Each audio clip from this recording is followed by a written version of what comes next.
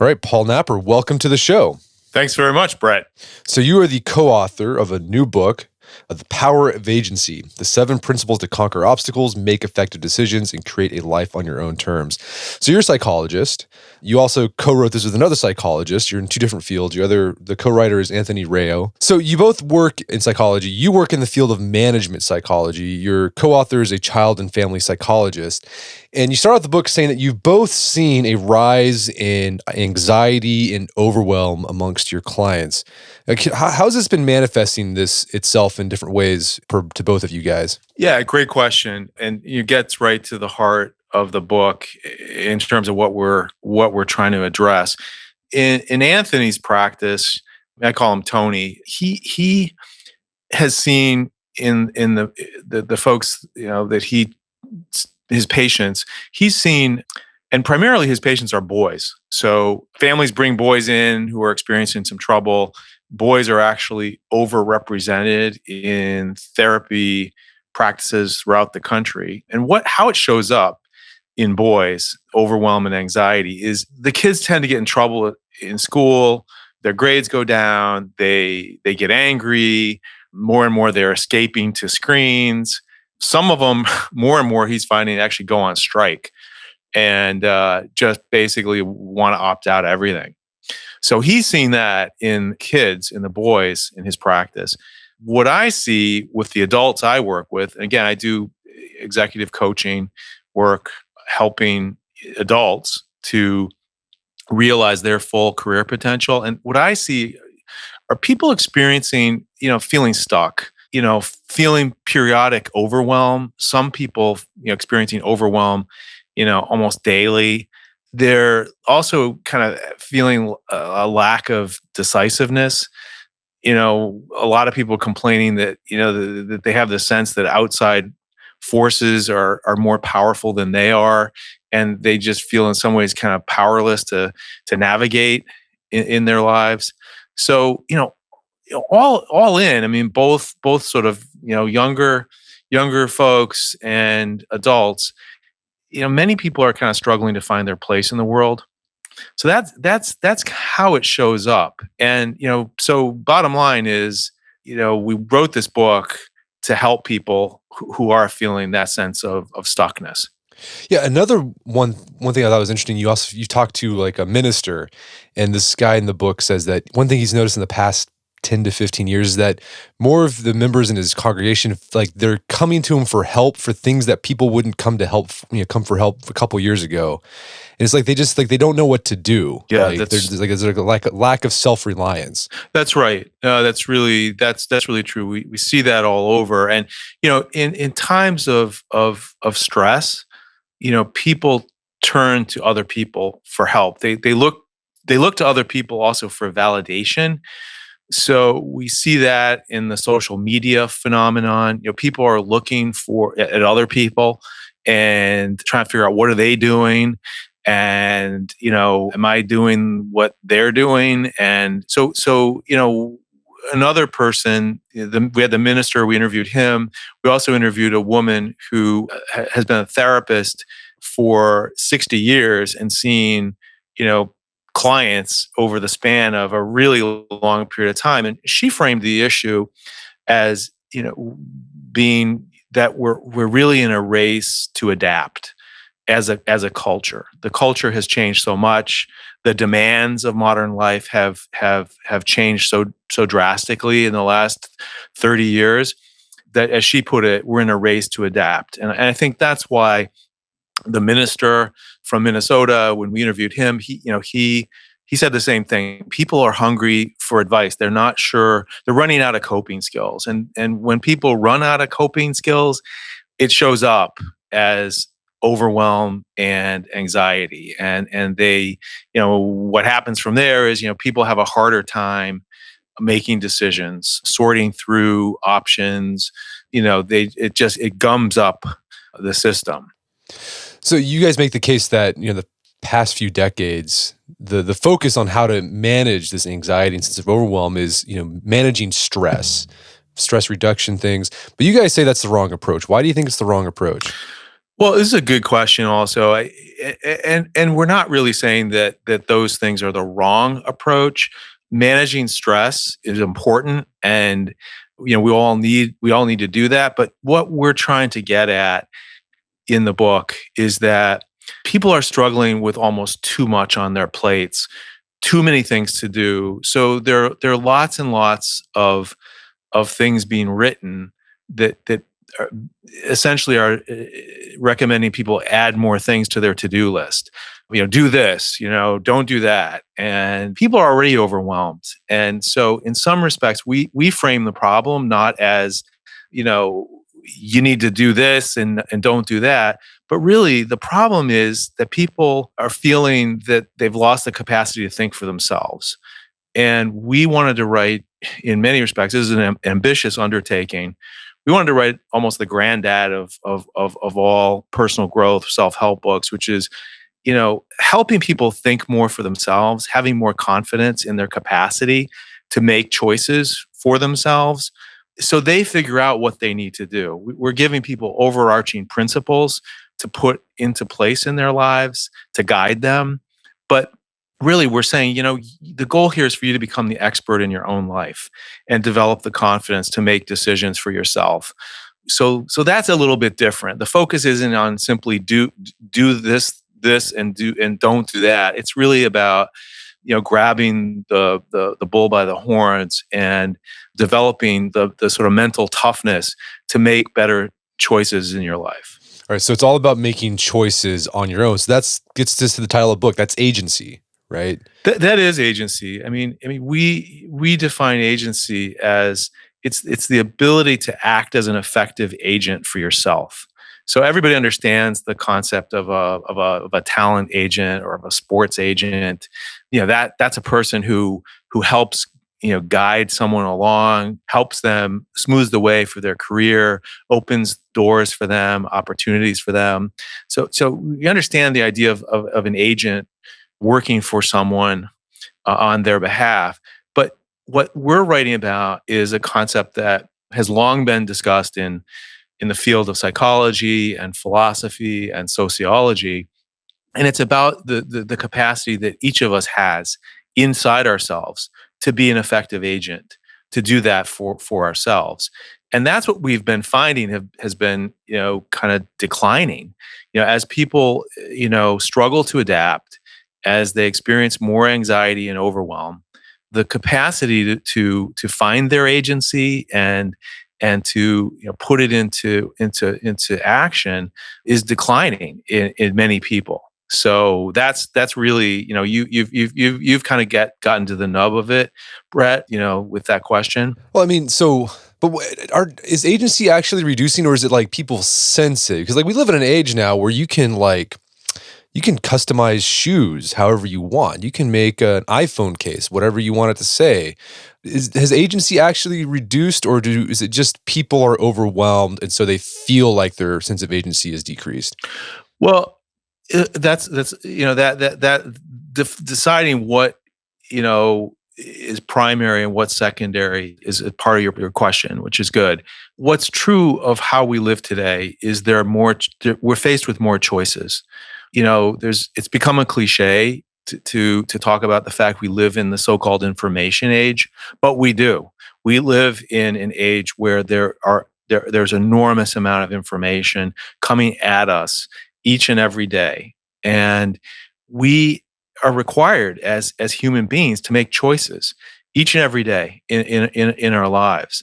And because of the sheer volume of information coming our way, and the fact that the economy is changing, jobs are changing, there are more demands, more thinking demands, mental demands being placed on us than existed 30 years ago. So, psychologists call this the cognitive demands, which is just basically the thinking demands. So in a lot of respects, we have to our thinking skills matter more today than they ever did. And that's a function of living in this information age with so many things coming at us, so many messages. We have to get clear on, what our priorities are. And what we talk about is the importance of being able to think clearly for oneself is, that sort of forms the bedrock of having a sense of self-confidence. And when you have a sense of self-confidence, your anxiety goes down and your level of agency goes up. And so that's what we are trying to help people to find is, find their confidence and allow their agency or their capacity to be an effective agent for themselves to increase that. And it sounds like the way you've written about in the book, agency is a skill that can be learned. And I feel like I've noticed something with younger people and even myself is that, I grew up in the 80s and 90s and you were sort of told like, here's the thing you do. Like you go to high school and then you take the SAT and then you go to college and then you do this. Like I didn't have to make too many, like there were some choices, but basically I had this pattern I had to follow. And that was it. And so you have a lot of young people who haven't really had to exercise agency because they just follow whatever they're supposed to do. And now they're in this fast changing world where like the old pattern doesn't work. And now they having a hard time figuring out what to do now because they haven't really exercised that agency muscle. No, it's a great point. I think what's true is over the last 30 years, and a lot's been written on this, kids are being raised with more and more structure all the time. So highly structured activities, a lot of times very structured academic tracks.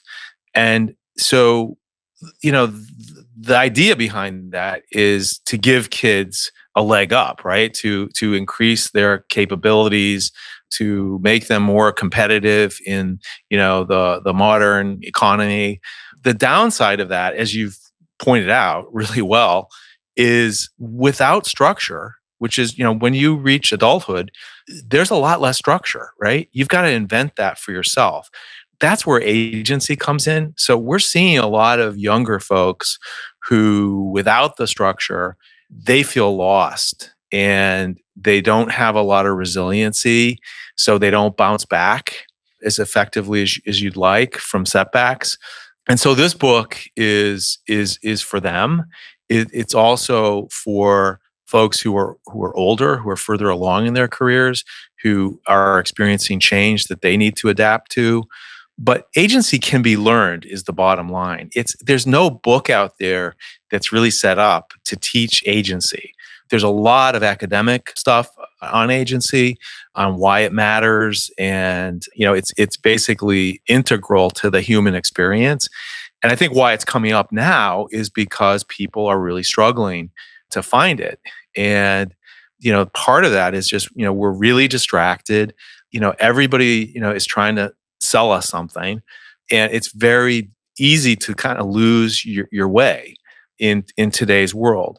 And, part of this is also, what we define as how do you look at success, right? I mean, we're bombarded with images each and every day about telling us, what success looks like. And, America is a very achievement-oriented country. In many respects, that's what's made us so strong. But too much of a good thing is not a good thing. And people being exposed to so many images of what success looks like, what it should look like, it can be distracting. It also can be demotivating. And so what we advocate in our book is people need to do some deep reflection on what does success mean to you? Because it doesn't mean the same thing to everyone. And it shouldn't mean the same thing to everyone. So, agency is partly about finding out where do you stand in your life in terms of what matters to you and how you want to live, because there are lots of different ways to live, not just one way. And so it starts with that, with getting some clarity on what's important to you. Well, let's dig into how we can have more agency in our lives. So the subtitle of the book, there's 7 principles. What are those 7 principles? And then talk about how they interact with one another. Yeah, there's 7 simple, basic sort of foundational principles that help keep people grounded. And the first 3 we call behavioral principles. Behavioral in the sense of, they're simpler. They're things you can just start to do behaviorally in your life. The first one is called control stimuli, it revolves around the idea of controlling the amount of stimulation you expose yourself to. The second principle is called associate selectively, which is paying attention to the people you have around you in your life. The third is move. Move means using your body, paying attention to your physical health, eating well, getting enough rest, and hitting the gym or running or whatever activities, whatever type of movement appeals to you, get your body in motion. So those are the three behavioral principles. The next four we call the cognitive principles, which are more about thinking and managing your emotions. These are a little more complicated because they involve thinking and emotions. So the first of the cognitive principles is called position yourself as a learner. And the reason why this is one of our core principles is because our capacity to learn really defines us. Then the idea of positioning yourself as a learner, what that implies is it's a very active thing that we all need to do. We need to actively position ourselves to learn in all situations from all people. So learning is integral to a sense of agency. The next principle is called manage your emotions and your beliefs. And this is probably the toughest one of all. It's how do we manage our emotions? How do we manage our beliefs? How do we determine if our emotions and our beliefs are where they need to be? Are they in balance? Because one of the key findings of our book, of our research, is that when our minds and our bodies physically are in balance, our decision making improves. And when our decision making improves, we then create a life that's more along the lines of what matters to us, what we want in our lives. So when your emotions and your beliefs are out of whack, it's hard to be grounded. It's hard to be a good decision maker. So this is one of a very important principle. And there's lots of things you can do in terms of better managing emotions and beliefs. The bottom line here is, we are emotional creatures. Primarily, human beings are herd animals also, which is, I think, underemphasized. And being a herd animal, just think of wild horses out in the wide open spaces, right? One gets spooked and they all run, right? And human beings are like that too. We often I don't think, acknowledge that. And so, when you're exposed to people who, have high emotions, you start to take on some of those emotions yourself. So being careful about that, being aware of that is very important. The next principle is check your intuition. Checking your intuition means doing a gut check. What do I feel about this situation? What's my gut telling me? And making sure you use that information wisely, which is to say not impulsively, but as a source of additional data in making decision. And then the final and sort of pinnacle practice is we call deliberate, then act, which the bottom line with this final principle is that you want to separate your thinking and deliberation from your taking action, especially on really important decisions. So when you need to make an important call, give thought to how am I actually going to make this decision? And separate that from taking action, and then figure out, okay, so once I've made the decision, how do I put that into action? Perfect. Well, let's dig deep into some of these principles. One of the chapters that really stood out to me was the idea of controlling stimuli. So what are the types of stimuli that we need to manage in order to help increase our agency? Well, this is really important, and the reason this is the first principle is because you need to have a clear head in order to really do anything of value in your life, right? If your head is clogged with all kinds of information and distraction, it's really hard to kind of be effective be present and make good decisions. The other reason why this is our first principle is that, when you achieve this, when you're able to keep more of a clear head, it allows you to use the other principles. So, there's a lot of things that you can do here, many different techniques. Some common ones that more and more people are starting to do that I'm seeing is, putting your phone away, putting it in a box or in a drawer for periods of time so that's out of sight. What we found is out of sight, out of mind is really good when it comes to electronic devices. And there's a really simple reason for that. Um, you know, from our interviews with all kinds of people in different walks of life, we arrived at a place that was a little scary, which is that, more and more we are like trained monkeys, tethered to devices that prompt us at all hours of the day. Where we put our attention is literally everything. It's the most important decision you make for yourself and in your life. So if you are literally being led around by devices and your attention is simply going where other people are prompting it to go, you're not going to be in control of your life. You're not going to feel great ultimately, and your level of agency is going to decline. So simple acts of just, putting that phone away out of sight for periods of time is enormously helpful. One other piece of advice in terms of devices, which is that a lot of times when you want to reach out for your device, do something different. Move your body instead. Get up, take a walk, stretch. A lot of times we reach for a device when we need a moment to recharge, and reaching for your device does not really recharge us. So another thing to focus on in terms of controlling stimuli is do less multitasking. Do more what we call monotasking, one thing at a time. I'll give you an example. I was backing out of my garage yesterday, and my phone was going off. I live in Boston. Space is tight here. Garage is small. Got snow piled up from the last snowstorm, and I was having to angle my car to avoid the mound of snow. And in any case, my phone was beeping and getting a text message. I was distracted. So, not paying close attention, I nicked the mirror onto the side of the garage. And, it's an example, a concrete, simple example of what can happen when we're doing too many things at one time and our attention is divided. So there's a lot of research that suggests when we are multitasking, we actually think we're doing a lot better than in fact we really are. And so we want to, one of the other, as I said, it's simple practice here in controlling stimuli is do less of that, do less multitasking. There's tons of other things in the book, other things you can do to control the stimuli in your life.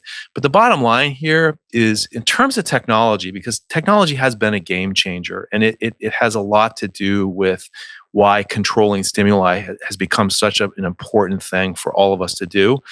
You want to make sure that you're using technology rather than letting technology use you. And, this is something I bet you can relate to, Brett, because it seems to me that, and this is more just an inference I'm drawing, it seems to me that you're someone who uses technology as opposed to letting it use you. So, you find ways to productively employ it to enhance your life, and you probably try to limit the downside of it, invading your life. That is true. Yeah. I've used apps to control, well, actually I don't have Instagram on my phone. I don't look at Twitter really anymore. Facebook, don't use that anymore.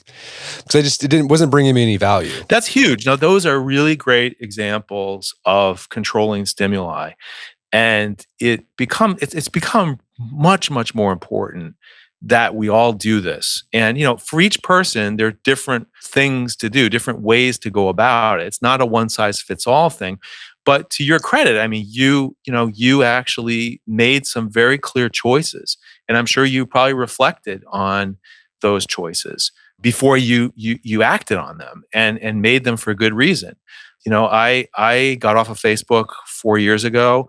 And, the strange thing is I was not a heavy user of Facebook. But the strange thing is just thinking about doing it, getting off, I felt anxious. I was like, wow, well, what will I be giving up? What will I be missing by making that decision?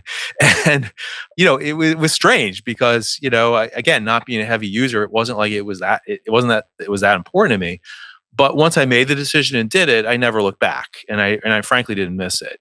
But, the thing is that, there's an opportunity cost, which is an economic principle for every decision we make. And the opportunity cost is if, when you say yes to something, you're in effect saying no to something else. So when you're on social media, just for example, since we're talking about it, when you say yes to social media and if you spend 2 hours on it every day, that's 2 hours that you don't have for something else. So, there's a huge cost to that. So in any case, it's, that's an important topic in its own right on how to control stimuli and, all the different ways to do it and all the different, the ways that you do it, Brett, the ways that, other people do it. And it is a really, really critical thing for us today. Well, let's talk about the next principle, which is associate selectively. How do the people we choose to associate with influence our sense of agency? They influence us hugely. And this is one of the more critical principles as well. The main reason is we pick up the emotional states of other people. When other people around us are confident, happy, motivated, open, we are too. So if you're surrounded by people who are not those things, if you're surrounded by people who are depressed, angry, negative most of the time, you're going to become that way yourself. That's just, it's how we work. It's called mirror neurons, and we all have these mirror neurons that function, and we don't have full control over those. We just don't. The other important thing about associating selectively, and what that means is, to associate selectively, what it means is actively choosing the people that you have in your life, and especially the people that are closest to you. You've got some great information on your website about the different types of friendships, especially the types of friendships men have, and how many people generally we have in our closest circle. The common number is 5 people, 6 people are sort of in our inner circle. Those people closest to us have an enormous effect on our level of agency. The other thing that's critical here is isolation for human beings is like kryptonite. It really, really diminishes our agency. And that's why, agency really is always expressed, with and through the relationships we have with other people. So it's both about making sure you're not isolated, making sure that the inner circle of folks really are supportive, confident, motivated people you can learn from, people you can enjoy. So you want to move toward people like that. And if you can't fix a relationship that's gotten really negative, we're not suggesting you abandon people when they become difficult at all. That's not appropriate. But if you can't get relationships onto a better path, then limit the amount of time you spend with those people. Or if you absolutely have to, move on, because those people are really going to cost you a lot. So anyway, that's what associate selectively means. There's a lot of different ways to, if you read the chapter, there are a lot of different ways to practice associating selectively in your life. But it's probably the most important decision that you're going to make is who you surround yourself with. And it can be the hardest one too, because like you said, there might be some really good friends or even family members who are bringing you down. And in order for you to move on in your life, you might have to separate yourself a bit from them, or a lot. And that can be really hard. That's right. It can be very painful. But it starts with an awareness of, sort of a taking stock of who's in my life, who in my life really supports me? Who in my life do I learn from? Who in my life kind of gets me motivated and charged up, each and every day? Do I have anyone? If I don't have anyone, that's a real problem. And so, there's ways to, set boundaries, set limits on some of the people who are really negative. For certain family members, it's impossible. You don't cut family members out of your life entirely, but there are ways to diminish the impact they have on you, so you're not, you don't fall into the same traps over and over. And again, also having really, good quality people in your life who support you and push you forward in your life. Those people can make up for other people who have a more negative influence. But yeah, this is an important one. Again, people you surround yourself with, want to make really good choices there. Well, in a book about making choices for yourself, I was surprised to find a chapter on just movement, exercise, moving your body, taking care of yourself. What role does that play in agency? Yeah, this is huge actually too. I mean, movement increases brain activity. It's as simple as that. We need our brains. We need our brains each and every day. Obviously, it sounds silly to say it, but our brains are the thing that make us unique, and anything that helps us, in terms of allowing our brain to function better is positive. So movement increases brain activity. Anything from a brisk walk, on up will increase the blood flow to the brain. This recalibrates our mood. It affects all our neurotransmitters. It's the thing that allows our brain to function at its best. So we're designed to move. I mean, we are designed to be in motion as people. And what's happened is, this is, true for the last 30 years in particular, we've become much more sedentary. We sit around way too much in general. Now, there are plenty of people who practice movement, but there are a lot of people on a cultural level, on a population wide level. Many, many more people are spending more time sitting. A lot of this has to do with screens. A lot of it has to do with devices, because most often we're sitting down when we're on devices. Okay, you've seen people walking while looking at a device, and you've probably seen that doesn't always work out so well. And Right. so there's a lot of information out there about the importance of movement. But when we say movement, we mean something that goes beyond just physical movement. And what we mean is paying attention to your physical body and what it needs to be, in tip-top shape. So, it's like taking your car in for service, right? I mean, there are a lot of men, I know who keep their car in better working order than they do their own physical bodies, right? I mean, so it's about, what are you eating? It's about how much exercise you get. It's about, how are you sleeping? What are your sleeping habits? There's a lot of research about how chronically sleep deprived most Americans are. That is really a problem, because when we're sleep deprived, we actually lose IQ points. We don't feel as good. It sets us up for chronic illness later in life.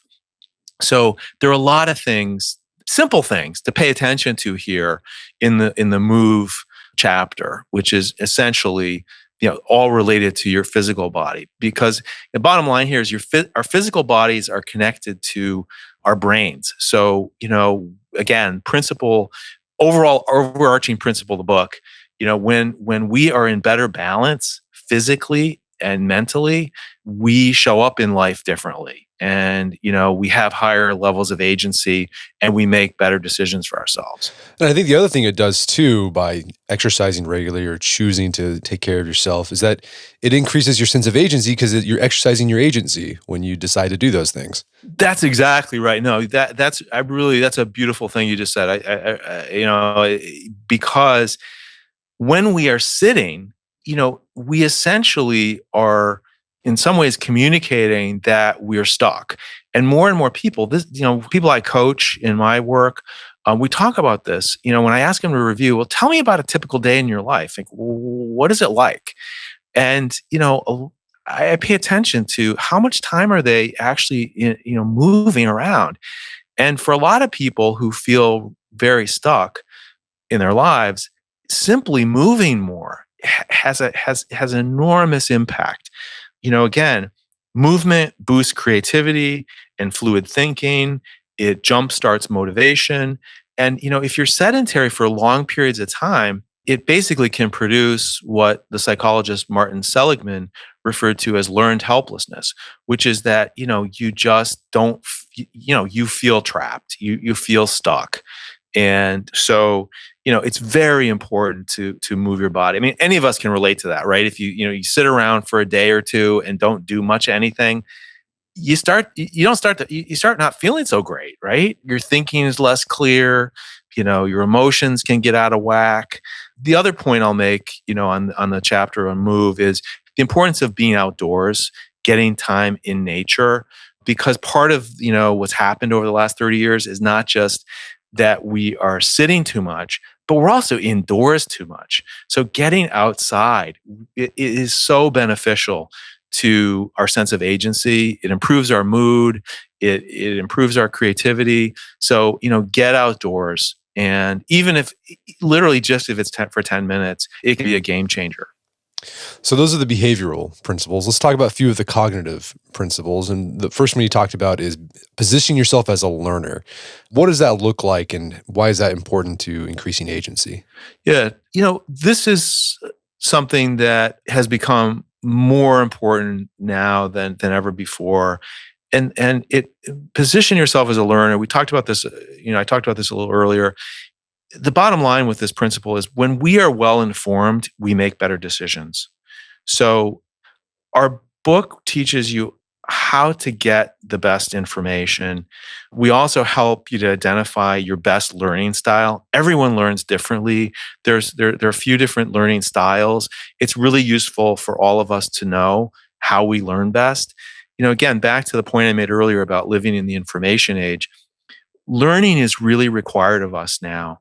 So anything we do that can expand our capacity to learn increases our personal power. It increases our level of agency. So it's really, really important to think about how to best position yourself to learn. And we can learn all throughout each day. We can learn. There's opportunities. Learning from the people around us, there's always opportunities to pick up new information just by being curious and opening ourselves up to new learning. And again, this increases agency because our capacity to take things in and learn allows us to exert power in our lives. So, one thing I wanted to mention, your interview with Mike Rowe was interesting to me because Mike makes a good case for, there are different ways that people learn and express agency in their lives. Not everybody, not everyone's talent is expressed by sitting at a desk. And college is not necessarily, traditional college is not necessarily for everyone either. And so a lot of people ask me, well, in this information age, everyone's required now to go to college. And to some extent, it's easy to see how people come to that determination, because one of the better things about attending college is ideally it teaches you how to think better. Okay. It's not so much about all the information you learn there, but it's teaching you how to think and how to learn. So there are other ways, however, to learn how to think and to learn how to learn. So what we talk about in our book is learn how you learn best. Increase your level of awareness of that, and make sure you incorporate learning into your everyday experience, and make good choices around how you educate yourself, and realize it's not necessarily a one size fits all approach. Yeah, I imagine just learning how to learn is going to be like the skill that will allow you to have more agency in today's world, because jobs are always changing, businesses are always changing. Like what worked 10 years ago doesn't work today. And that's probably why a lot of people in their careers feel overwhelmed. They're like, well, man, like that stuff I learned in college or when I first started my career, like that doesn't work anymore.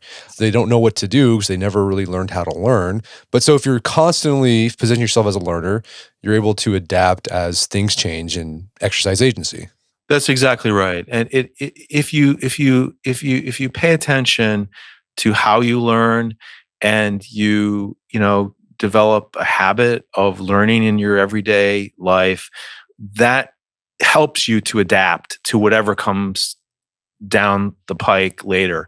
And I think you said it well, Brett. There's a statistic that speaks to this as well, that kids born today, more than 50% of the jobs that are out there will no longer exist by the time they're adults. So for someone born today, it's really in some ways impossible to prepare them for a specific thing. So we're better off helping kids to develop greater agency, which is to say, helping them to be able to better adapt to whatever comes along. And the capacity to learn is really, probably the most important thing there in terms of helping you to be more adaptable in your life. So you mentioned at the beginning earlier in the show that managing your emotions is one of the cognitive skills that's really hard, but probably has one of the, just like associating selectively has a big payoff. So why is being aware of our emotions and knowing how to manage those an important part of increasing agency? Well, we're emotional creatures. I think that sometimes we underemphasize that or forget that, but we're living in a world that is more and more complex every day. More and more information, that we have to deal with. And, we're emotional creatures. A lot of people feel things first, and our feeling affects our thinking. They're in some respects hard to separate. So the reason why managing your emotions and beliefs is one of the core principles of agency is that emotions are the strongest things happening in our heads. Our emotions can derail us. They can take us down blind alleys if we're not self-aware. So this capacity to kind of reflect on your feelings, to understand better why you feel the way you do, really helps to ensure that you have your emotions rather than your emotions have you. Because when our emotions are in charge, it often leads to less positive outcomes. So, in other words, said differently, when we apply some thinking to our emotions, we usually end up in a better place. We make better decisions for ourselves. So that's the bottom line with emotions and beliefs. And the other point I'll make in terms of beliefs is, beliefs are better off when we actually question them and update them over time. As we learn more, as we grow, we sometimes need to update our beliefs. We talk about the difference in the book about the difference in values and beliefs. Values tend to be bedrock things, the things we value, the things we think of as, most important, sort of unchanging values. Beliefs are sort of, they're connected to emotion, and they're connected to what we know. And if we're actually learning in our lives, we will modify some of the things we believe as we learn more. And that helps us navigate in the world better. Because when we navigate in the world with outdated beliefs, we don't make good decisions for ourselves. So it's important to kind of realize how beliefs and emotions affect our thinking. And when you understand that relationship better, again, you make better choices for yourself. Well, agency, it comes down to making choices and taking action on those choices. The problem is, as we said earlier, a lot of young people, they haven't had a lot of practice making like those really important choices. So how can we get better at making choices? Is there like a system you can follow? Is it, I don't know, or is there not a system? What does that look like?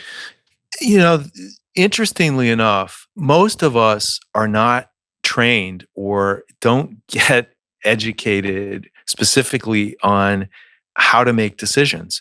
It's very interesting to me that we don't get more, along the way in school, in high school, and whether we go to college or whether we go to trade school. In some ways, learning more specifically about how to make better decisions it's so important to determining what kind of life you have, because at the end of the day, in many respects, we are the sum total of all the decisions we've made in our lives. So getting better at making decisions is pretty important. So what we recommend in the book is using a process, having a framework to make important decisions. And again, these are the decisions that are not for each and every decision, like whether you're going to the supermarket to buy a can of peas. It's for the important decisions you're going to make. use a framework. We provide one in the book, actually, a fairly simple framework. We interviewed a judge, a detective, doctors, some business people to understand how these expert decision makers arrive at their judgments. So, using them as examples. And the interesting thing about it is, everybody can become a better decision maker if they focus on it. So I think the issue is that, again, it doesn't receive enough focus or attention. So, when you actually do focus on how you make a decision, you actually can make the quality of your decisions will go up. So we talk a lot about in this chapter about being aware of the common thinking traps or biases you fall into. It turns out we all have them. And, there's some really terrific research out there that's been conducted over the last 20 years or so on decision making, on the human capacity for decision making. And, the results are pretty startling, which, the bottom line is, we actually are not as good at decision making as we think we are. And, I see it in my work, with people who often work in business. Lots of bad decisions get made each and every day. So improving your hit rate there will improve the quality of your life. Yeah, the big takeaway for me from that chapter was understanding that our brain likes to be lazy when making decisions, so that we rely on these biases or heuristics that in some situations they work, right? They're fine, they're there for a reason. But when you're making like long-term, really important decisions, like you actually don't want to be efficient with your thinking. You want to slow things down and actually, so you can be more effective, right? So it's going to be, your thing's going to be a little more clunky. It's going to be more intentional. It's going to feel harder, but that lets you know you're actually using that prefrontal cortex of yours that makes you a human. So instead of just relying on your emotions and sort of those biases that we have.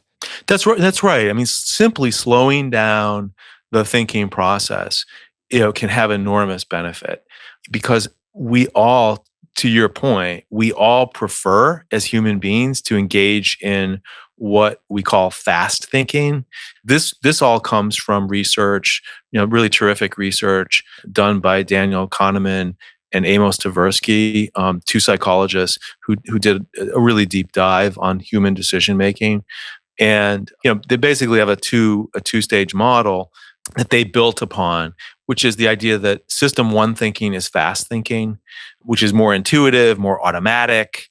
System two thinking is more deliberate. It's more, rational and analytical. To engage effectively in system two thinking, you need to slow things down. And certain decisions really require system two thinking. There's some decisions we make that it's okay to be automatic. It's okay to be, you don't have to give them a tremendous amount of thought. Like again, back to the supermarket, you picking up a can of peas, it's not a big deal either way, which can of peas you end up with. But, when you're making an important career decision or, you're thinking about, getting married or you're making a really important life decision, that's really important to give some thought to, how you're making that decision. And that requires employing what's called system two thinking, just slowing things down, using all your human capability to apply to that decision. And so, again, the bottom line here is that, we as human beings have a lot of capability within us that's undeveloped. And agency is the capacity to pull all of that together, all of our ability, all of our capacity as human beings, pull it all together and make use of it to make good choices and to be effective agents in our lives so that we create a life on our terms, not on somebody else's terms, not on, what someone on Instagram or Facebook or, what somebody else has defined as being the good life, but really on our terms. And that's the key to a well-lived life. And so, and that's what agency is. Agency is making these decisions for yourself. It's thinking for yourself. It's creating a life, again, on your terms. And so deliberate and then act, the final chapter of the book, is really where it all comes together. and it's designed to help you to become a much better decision maker in your life. Well, I think a lot of people, there might be not a lot of people, I think some people, they can make the choice, right? Do the deliberation part, but they have trouble taking action on that decision. What do you think is going on there? Like what's stopping them from taking action and how do you get over that hump? Well, it's a really good question, because I think, some people, and we've all probably come across these people. They're smart, they seem really able, and there are people who make good decisions but then don't act on them. And we talk about the four large impediments to taking action in your life, and one of them, not surprisingly, is procrastination. you know Procrastination gets in the way. Impulsivity is another one. People jump too quickly to making decisions, and so that prevents them from taking the best actions. Obsession and perfectionism are the two other impediments. When we obsess over something, we are trying to make sure we're making the perfect decision, and we can't, pull the trigger and just move forward. So, these are probably four most common reasons, common things that get in the way of people taking action. And, they all produce different outcomes. And people have different styles, right? People all have different styles. There's some people who are more obsessive, in their thinking. They're constantly thinking about, well, but on the other hand, or, well, what if this, or what if that?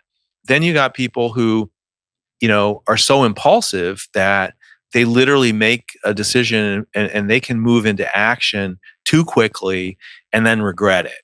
So, and then you have your procrastinators who basically just try to, avoid or defer, even thinking about, about something till the last minute.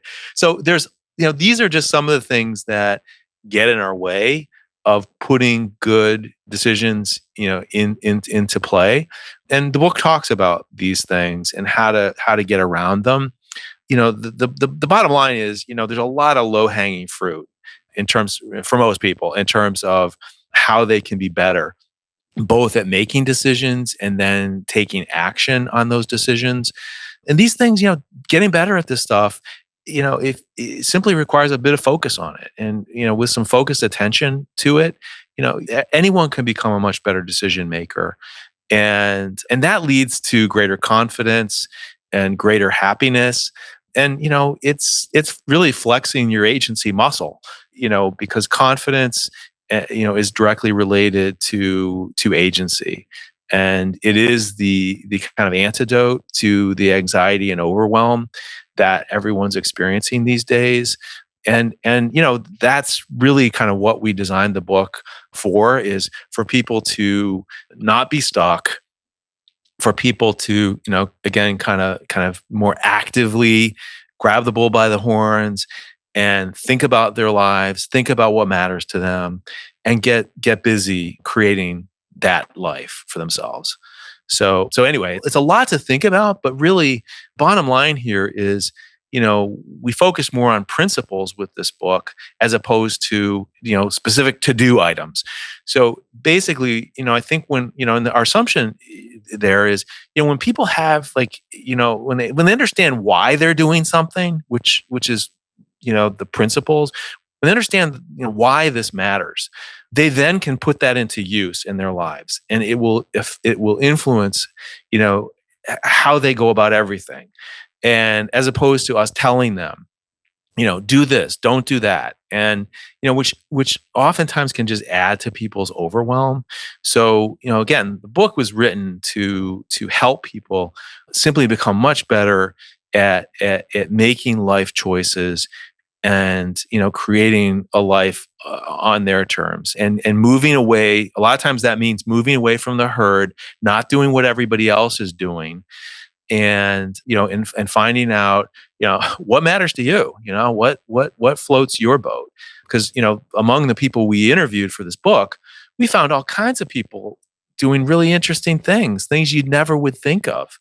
And, that came from them, developing a greater sense of agency in their lives. So we thought, we share this with other people, this is going to really help. This is going to help people a lot. So that ultimately that's our goal, is to help people to defeat overwhelm and anxiety, to feel less stuck, and to create a life that is really uniquely theirs.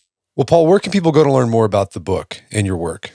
Yeah, well, the book is available. We launched last week. It's called The Power of Agency: The 7 Principles to Conquer Obstacles, Make Effective Decisions, and Create a Life on Your Own Terms. We also have a website, which is powerofagency.com.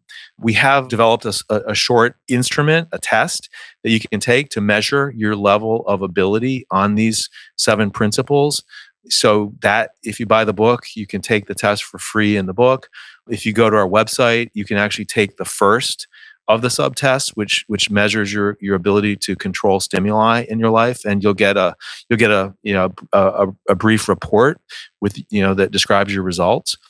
So we also have we were guests on the podcast Better at Everything, and they released that today. Actually, the MOVE principle was released today by the Better at Everything folks. That's part of Macmillan, our publisher. So there's lots of ways to learn about the book. It's available at every store on Amazon. And again, I think this is in some ways has particular meaning to men, because I didn't mention this at the beginning, but men are struggling right now. There's a lot of data on the fact that men are falling behind women in a lot of key measures, both education and at work. And there's some clear reasons for that. And, we wrote this book as a way to help all people, but particularly to help men to get a leg up and to better adapt to the world we live in today. It's why our publisher has described the book as really it's the 7 habits for highly effective people a generation later, 30 years after that book was published. Our book is designed to help people navigate in a 24/7, plugged in world, which didn't exist 30 years ago. And it's a different world. And, and some people are doing better than others.